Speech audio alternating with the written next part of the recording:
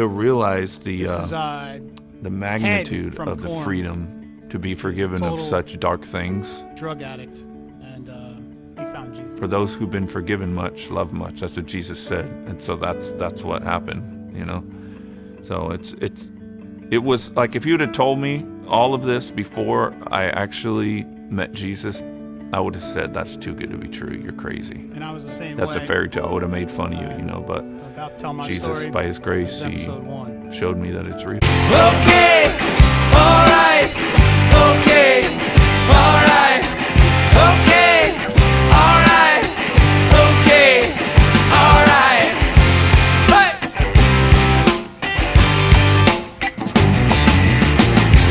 Drag my dog. What up, everybody?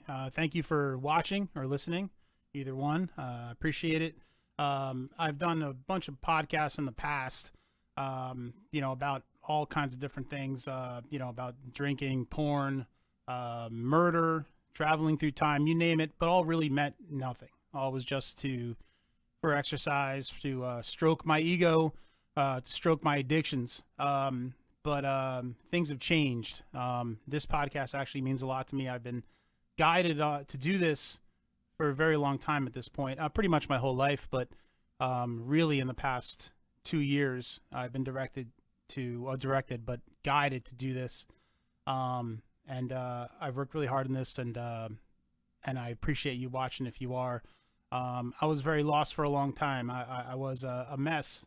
And it kind of still am a mess, but that's okay, because the way I've been saved and the way that I've been shown to be saved is probably very different than what you've seen in the past or people that have been saved. I'm not going to wear penny loafers. I'm not going to not drink. I'm not going to not look at things that I want to look at. I'm going to do all that stuff, but I'm going to promote the kingdom of heaven and follow Jesus. And I'm going to explain my journey here today. So if you're watching, you know what? If you don't want to watch, that's okay. If you're really religious, this is going to be fucking different than you've ever seen any other YouTube page or podcast you've ever listened to, because I'm going to do this my way and the way that Jesus has shown me to do this. Excuse me, I got to take a sip of beer. So that's the way it's going to be. So I'm going to just discuss. I'm going to talk about my journey today. That's what I'm going to do. And discuss how I've gotten to this point where I was the complete opposite of what I am today. Only about maybe a year ago. The journey did start 2 years ago, but my life itself is I guess I was adopted. I was adopted as a kid, and I was adopted into a good family. I wasn't adopted in some piece of shit orphan like Annie type crap. I was adopted to a good family.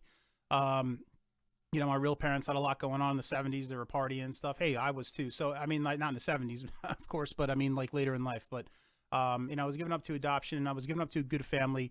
They were married. They were Roman Catholic, so I was introduced to Roman Catholicism early in life, and they put me in Roman Catholic school. Let me tell you something interesting about my name. My name is Christian Finley.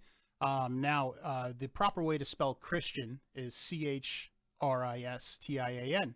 My name is spelled Christin because my father, who was a big hippie, my adopted father, said he didn't want Christ in my name. So that's how I started out in life. And I'm all religious now, but that's how I started life, because my father didn't want Christ in my name. So I have no H in Christian. So, but I was brought up Roman Catholic anyway, and they put me into the Roman Catholic school as a kid. So I was introduced to religion that way. And I don't know if you're listening out there watching, if you know a lot about Roman Catholicism, but it's pretty retarded. And so I was put into this Catholic schools when I was a kid, and I was introduced to nuns. Now, nuns are pretty scary. I mean, there's all horror movies now called The Nun that are out that are one of the creepiest motherfucking movies that you've ever seen. But they are brutal people, nuns. I mean, they really know how to beat the shit out of you as a kid.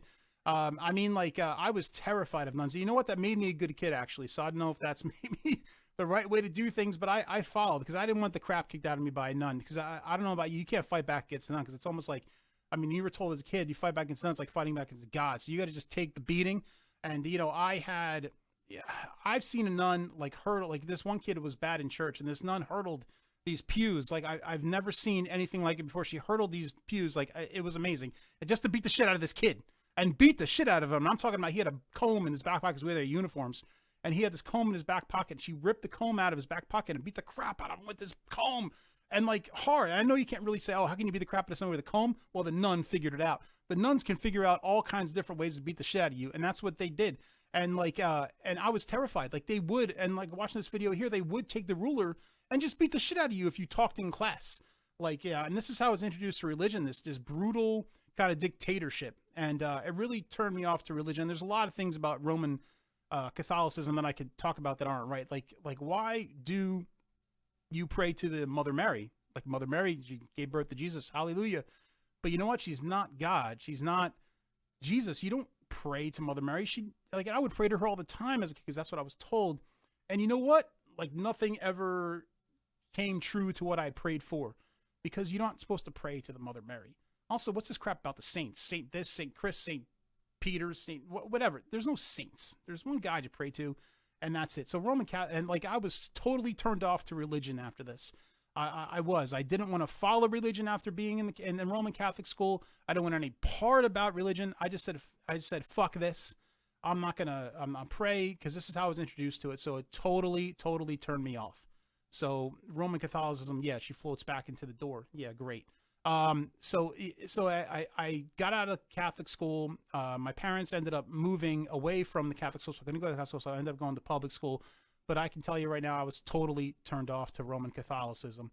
And, this kind of reminds me of Matthew 23:27. Woe to you, scribes and Pharisees, you hypocrites! You are like whitewashed tombs, which look beautiful on the outside, but on the inside are full of dead men's bones and every kind of impurity. Matthew 23:27. And Jesus really did fight against the Pharisees, and it kind of reminded me when I was a kid going to Catholic school. So really that was kind of the start of my life. My adopted parents ended up getting divorced. It was an ugly, ugly divorce. I could have a whole show about that divorce.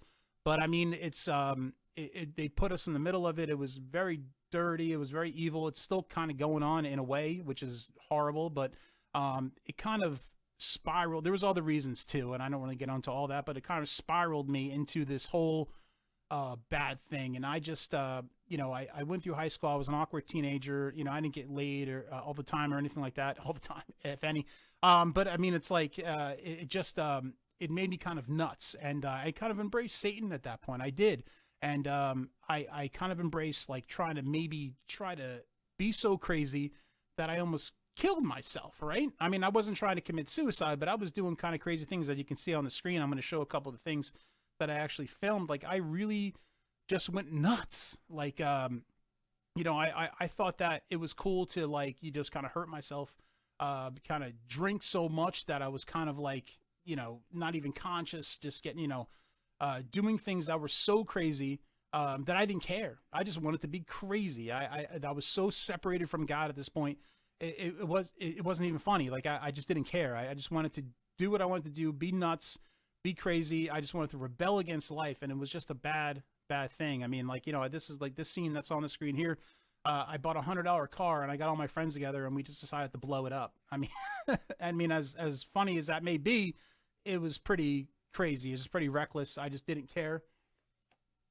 And 666 on the top of the car. It's something that's you're retarded. Like I said, I was kind of one with Satan at this point. And it wasn't good. And this part of my life reminds me of Peter 5:8. Be sober-minded, be watchful. Your adversary, the devil, prowls around like a soaring lion seeking someone to devour. Resist him, firm in your faith, knowing that the same kinds of suffering are being experienced by your brotherhood throughout the world. And, I wasn't, and this says a lot to me because I was very selfish at this point. I was only thinking of me.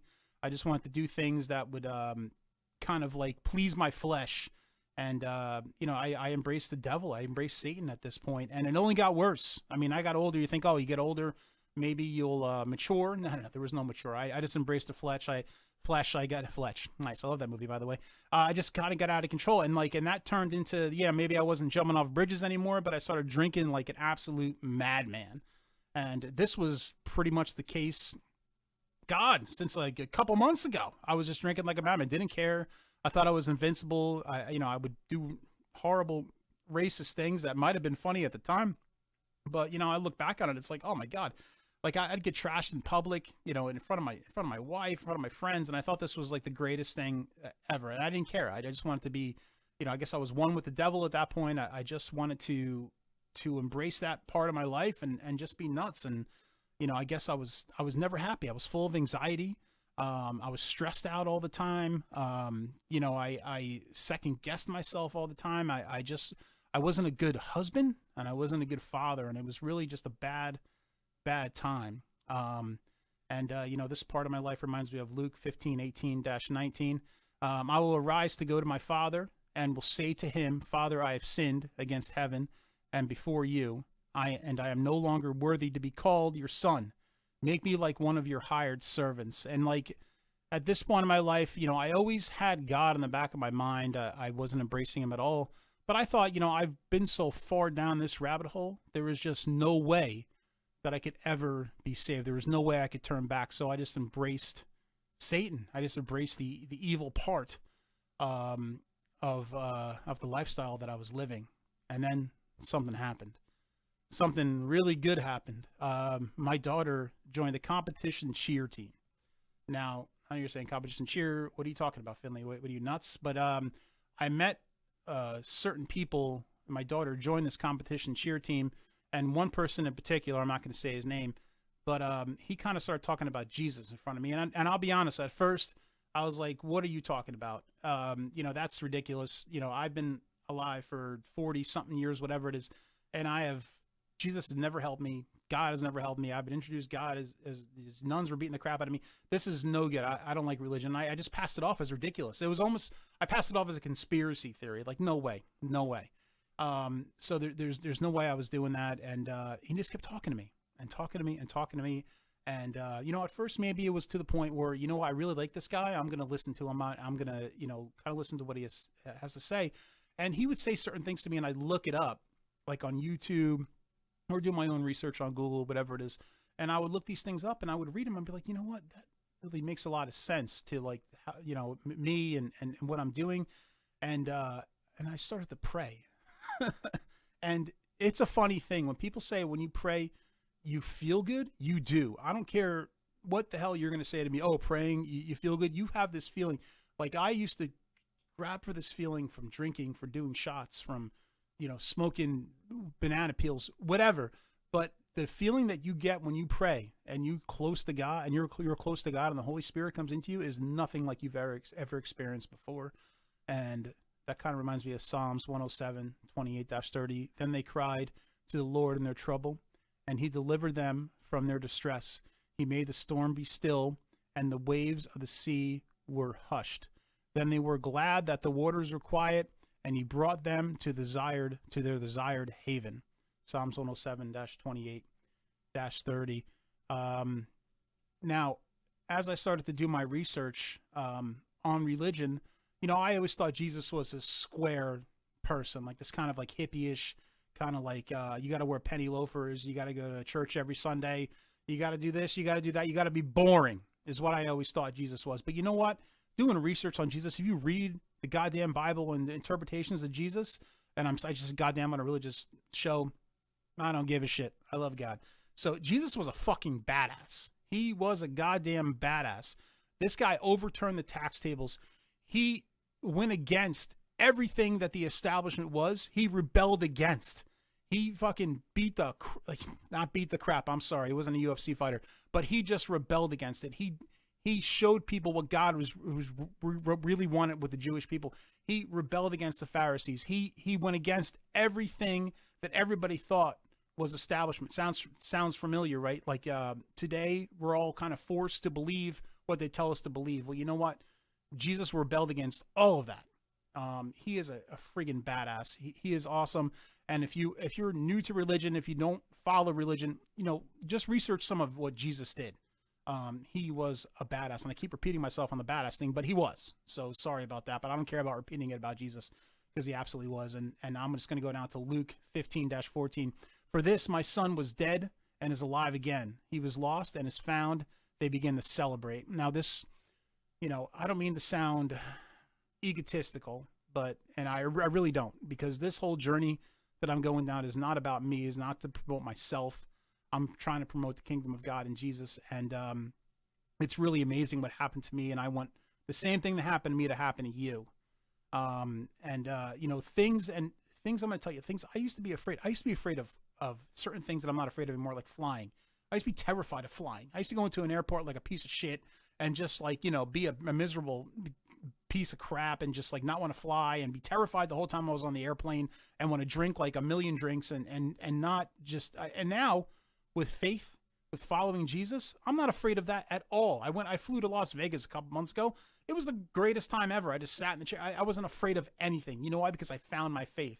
I'm not afraid of these things anymore. I used to be afraid of walking down stairs at night because it was dark. I'm not afraid of that anymore because I walk with Jesus, motherfucker. These demons don't mess with me. They don't touch me because I have the power of God and Jesus on my side. They can't touch me. Jesus gives us the power to step on these demons, step on these snakes, and be better than them and be more powerful than them. Don't seek them out, but if they come to you, you're the fucking man. You're like Conor McGregor when he was in his prime in UFC. You can take these motherfuckers down. I'm telling you. It's just really just an amazing thing. And I don't have it on the screen here, but Deuteronomy 31-6, be strong, be courageous. I said this to myself before I did this show because I was nervous. I was afraid before I did this. Be strong, be courageous. Don't be afraid or terrified because of them.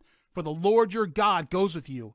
He will never leave you nor forsake you. Remind yourself of that every day. When you're nervous about something, when you have an anxiety, remind yourself, be strong and courageous. The Lord is by your side. Do that, and I guarantee that your life will change. I guarantee that you will walk through life with confidence and without anxiety. I guarantee it. I promise that. A Finley promise. Please do that. Reminds me of James 1-19. My beloved brothers, understand this. Everyone should be quick to listen, slow to speak, and slow to anger.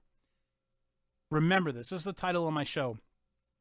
Just everyday conversations. I was told I have riddled with anxiety. I couldn't even have a goddamn conversation with somebody. I keep saying goddamn on a religious podcast. I'm sorry, but I don't, whatever. Be quick to listen, slow to speak, slow to anger. Remind yourself of that when you're having a conversation with somebody or at your job or even just speaking to your kids and wife. Listen to what they have to say.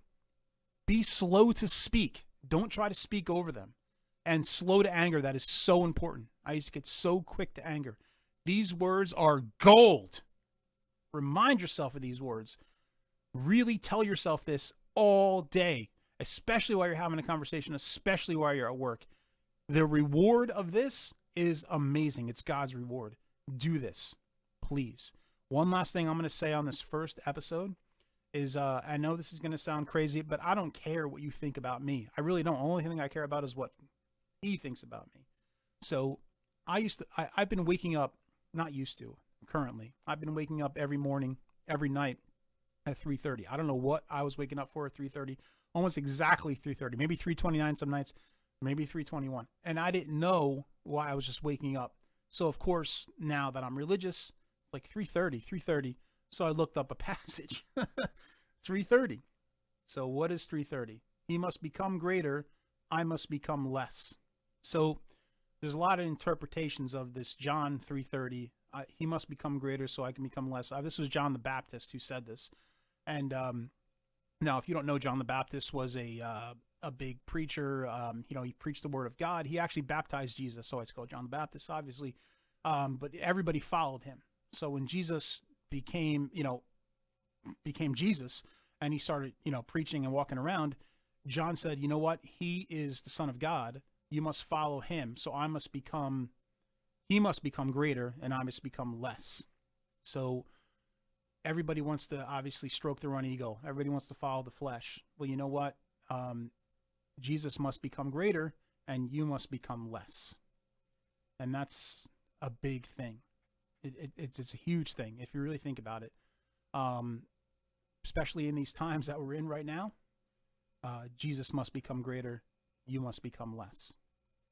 So that's going to be the show for today. I don't know how often I'm going to do this. Jesus is going to tell me how often that I should do this, but the next show is probably going to be in a couple weeks. I don't know. Maybe it's next week. I don't even know. It doesn't even matter at this point, but thank you so much for checking me out. Now, if you want to email me about anything I said, you don't like it, you do like it, you hate it, you want to email me hate mail, you want to send me bourbon, that's fine too. The email's down there. Also my Instagram that I'm not on that often, but check it out.